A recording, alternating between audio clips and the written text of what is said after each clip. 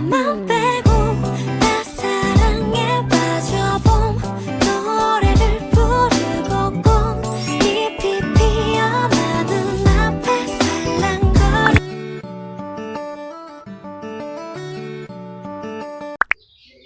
Pembahasan yang pertama mengenai motor control dan motor learning, saya akan menjelaskan motor controlnya terlebih dahulu.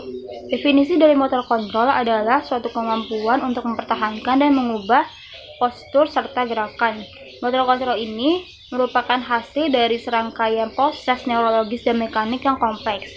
Nah, yang termasuk proses-proses neurologis ini adalah perkembangan motorik, kognitif, dan persepsi.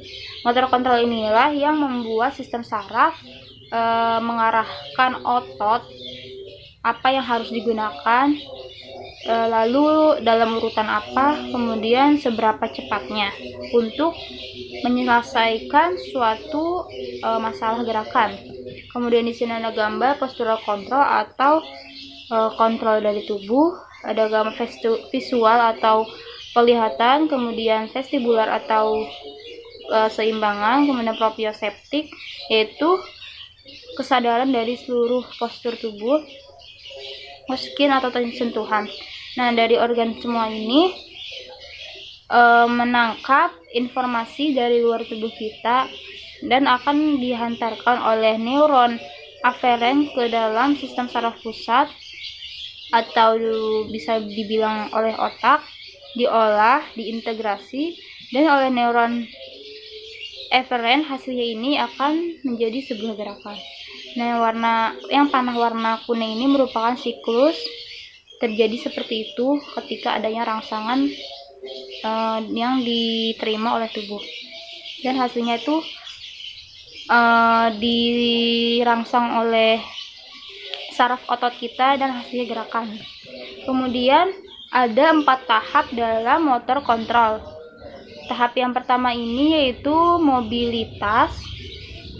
Ketika gerakan ini baru dimulai pada orang dewasa, mobilitas ini mengacu pada ketersediaan tentang gerak untuk mengambil posisi tubuh dan adanya aktivitas motorik yang memadai untuk memulai gerakan.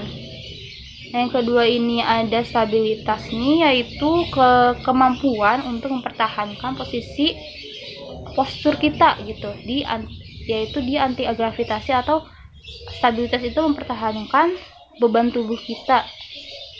Kemudian yang ketiga ada tahap mobilitas yang terkontrol, adalah mobilitas yang ditumpangkan pada stabilitas postural yang dikembangkan sebelumnya dengan pengalihan berat badan dalam suatu postur.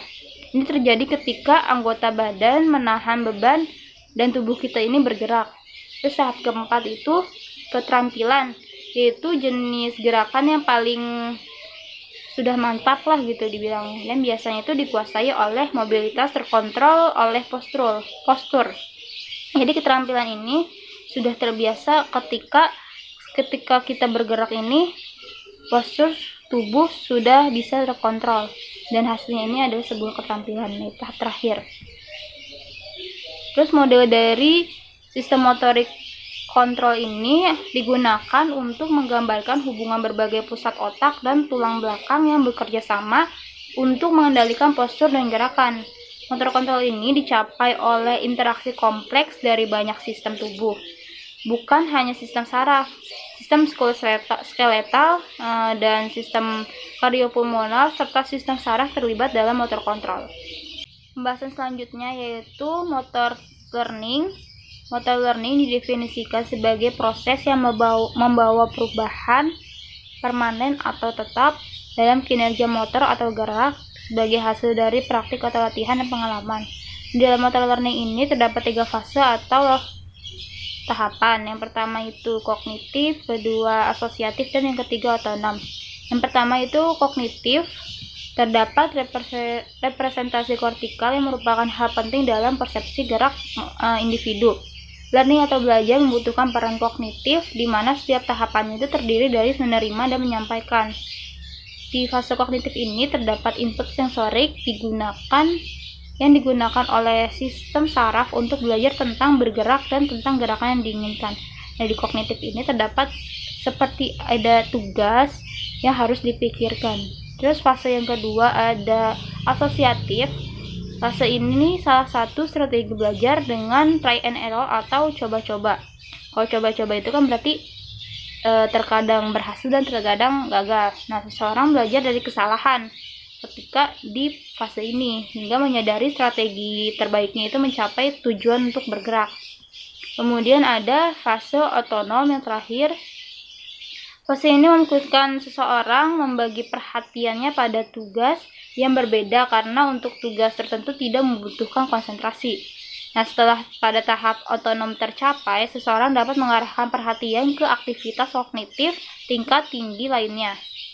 Jadi, ketika 3 tahap ini selesai, akan dilanjutkan ke kognitif lainnya lagi. Pembahasan yang kedua mengenai perkembangan gerak normal anak pada usia 1-12 bulan beserta analisis geraknya. Pada usia ini, anak mengalami perkembangan yang pesat. Pertumbuhan fisik dan kemampuannya pun bertambah dan ditandai dengan meningkatnya kemampuan motorik kasar dan halus. Motorik kasar yaitu yang berhubungan dengan otot besar seperti ketika anak duduk, berjalan, berlari. Sedangkan motorik halus yang berhubungan dengan otot-otot kecil seperti jari jemari anak ketika anak mulai memindahkan benda dan mencoret-coret.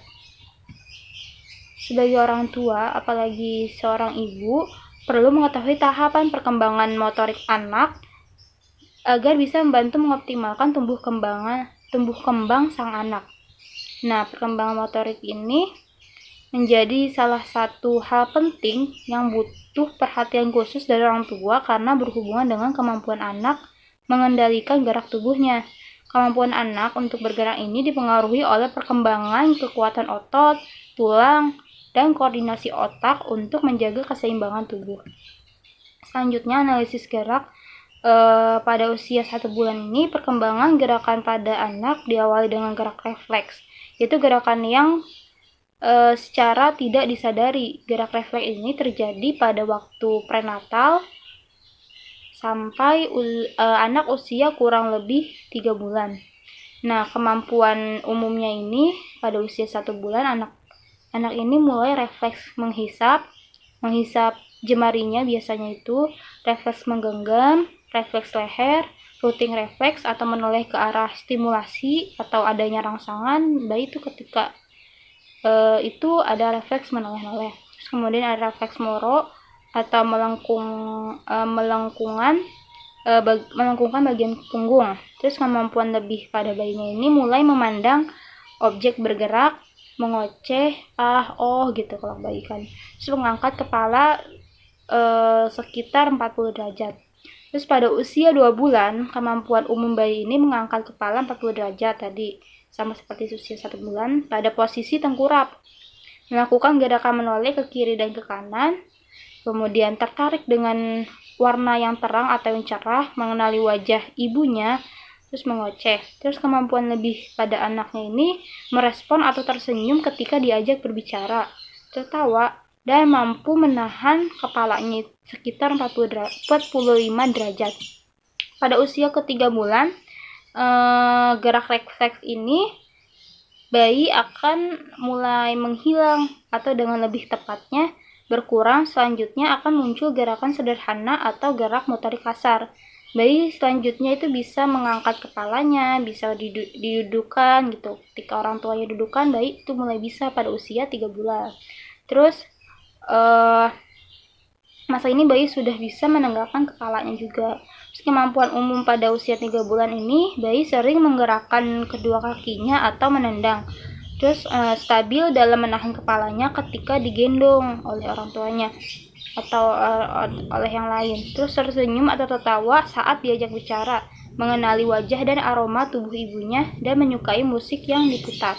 Kemudian kemampuan lebihnya ini ada kemampuan yang sangat bagus gitu kalau bayi bisa dicapai kemampuan lebih ini, yaitu yang pertama ada mampu menjerit dan mengoceh, yang kedua mengenali suara, yang ketiga bertepuk tangan sederhana, dan yang terakhir yaitu dapat berguling sendiri.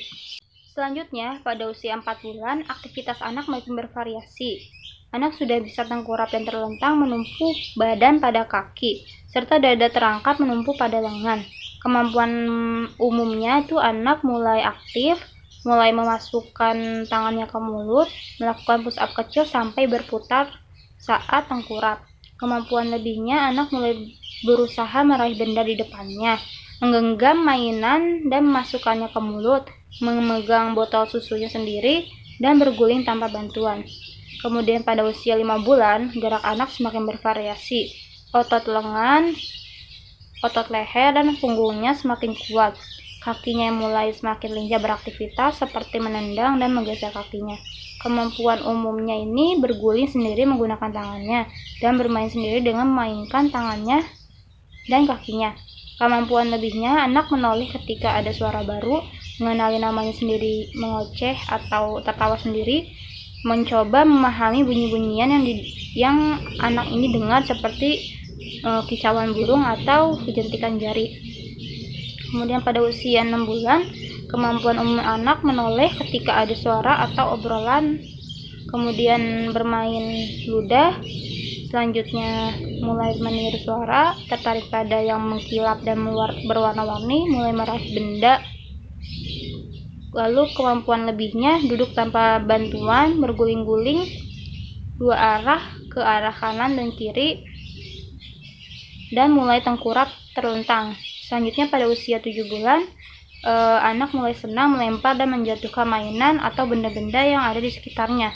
Tapi anak terkadang menangis karena tidak dapat menemukan benda-benda yang dijatuhkannya tadi. Pada umur 7 bulan ini juga, anak mulai senang mengangkat dan menurunkan bokongnya serta punggungnya.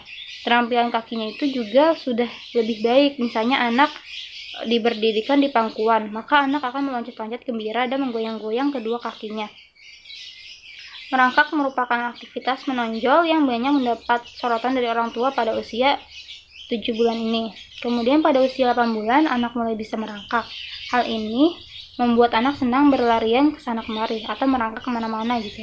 Terus otot punggung dan bahunya anak ini sudah semakin terkontrol. Oleh karena itu, anak sudah bisa duduk sendiri tanpa bantuan orang lain. Mulai dapat menarik tubuhnya ke dalam posisi berdiri. Dengan latihan berdiri ini, anak bisa melatih perkembangan otot tungkainya yang bisa membantu merangkak dengan baik, dengan cepat.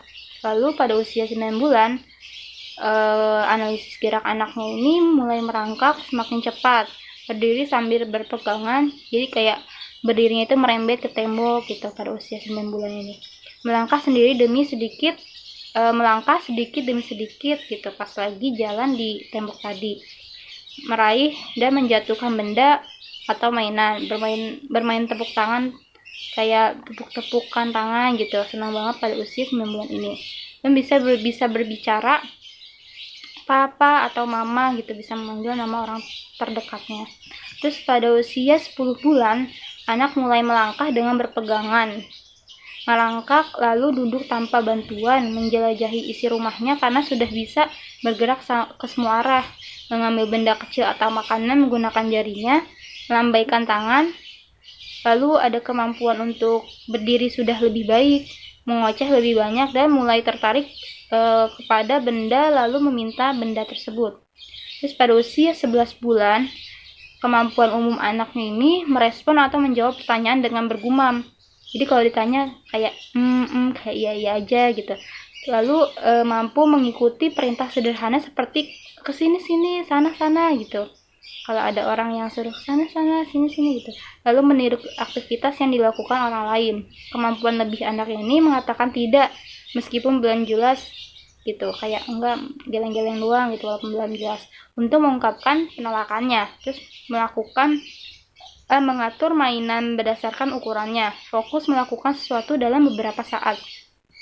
Lalu yang terakhir pada usia 12 bulan ini, kemampuan umum anak ini bisa berdiri sendiri, makan menggunakan jari, berkomunikasi dengan orang lain, dan mengungkapkan penolakan. Jadi kalau usia 12 bulan ini, anak sudah bisa mulai berjalan.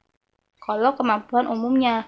Nah, kemampuan lebih anaknya ini pada usia 12 bulan Anak mulai dapat melangkahkan kaki, dapat merambat sepanjang sisi sofa atau meja, dapat menirukan kata yang diucapkan orang lain, dan dapat meletakkan barang ke dalam kantong atau kresek. Terus standar kemampuan tingginya ini berarti bagus banget jika anak mencapai standar kemampuan tinggi ini, yaitu anak mampu berjalan dengan baik, mampu meniru kata orang lain, mampu mempunyai kosakata lain selain mama papa gitu ya, udah punya kosakata lain, mulai berlatih bicara dengan meniru kata orang tuanya.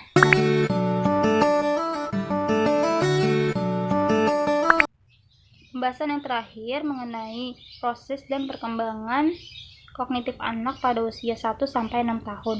Perkembangan kognitif anak berbeda-beda antara satu dengan yang lainnya.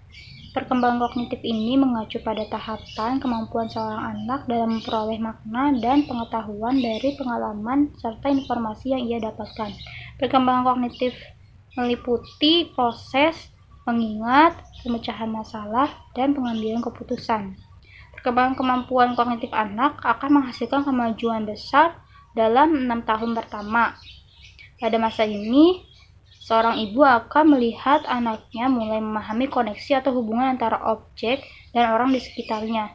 Saat ia terus membuat kemajuan besar, saat anaknya ini mulai membuat kemajuan besar secara fisik dan mental, kemampuannya juga tumbuh dan berkembang.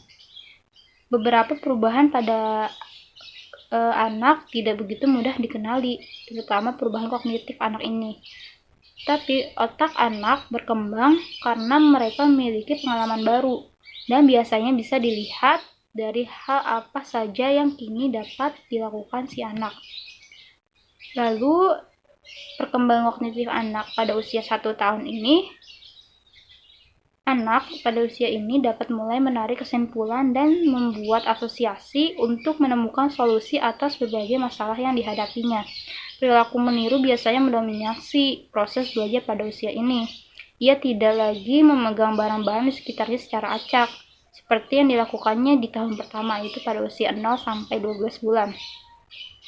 Pada usia 1 tahun ini, anak akan mulai menggunakan dalam konteks yang tepat, seperti kayak sisir, tadinya cuman dilempar-lempar aja, dimain-mainin aja, tapi pada usia 1 tahun ini bisa digunakan oleh si anak. Lalu pada usia 2 tahun, anak mampu mengenali bayangannya sendiri di cermin, mengatakan namanya sendiri atau nama panggilan lainnya yang sering disebut. Anak juga akan mulai membedakan beberapa kelompok benda, misalnya mobil, atau membedakan hewan atau tumbuhan. Anak dapat mengomunikasikan apa yang mereka lakukan dengan menggunakan kata-kata dasar yang sudah dia dapat dan suka meniru tindakan orang dewasa.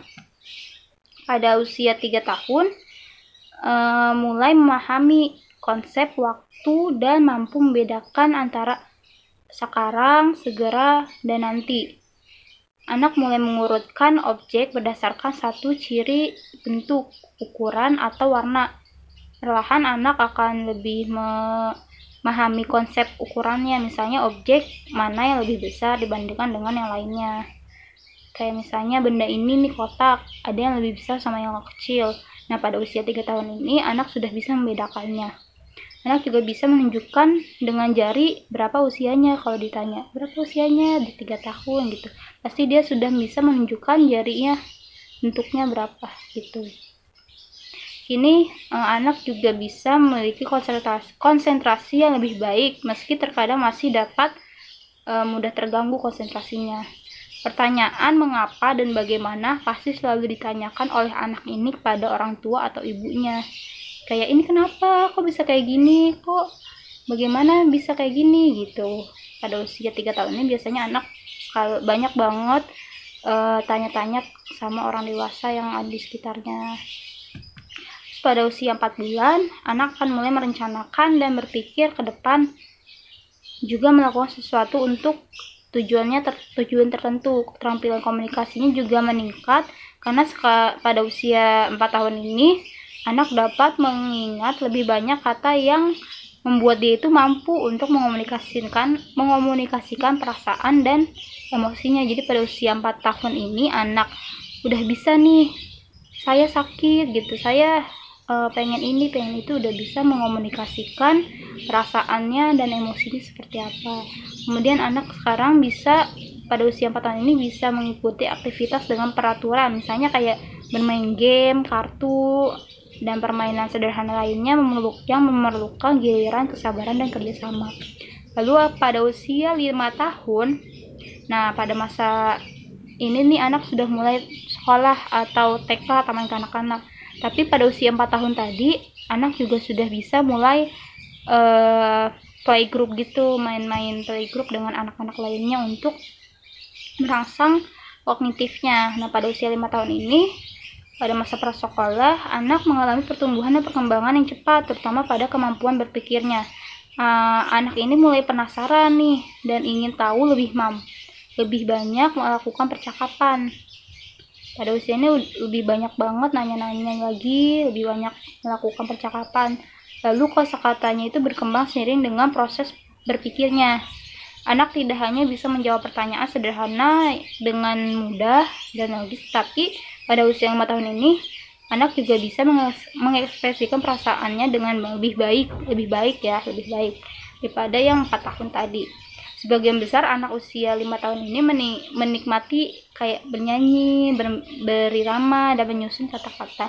Pada usia 5 tahun ini kadang anak-anak tuh di taman kanak-kanak atau TK itu suka dikasih nyanyian lagu-laguan untuk merangsang kognitifnya. Yang terakhir, pada usia 6 tahun, anak pada usia ini masih memerlukan banyak arahan dari ibunya atau dari orang tuanya, dan sering mengajukan pertanyaan untuk memastikan bahwa ia menyelesaikan tugas atau tanggung jawabnya itu dengan cara yang benar.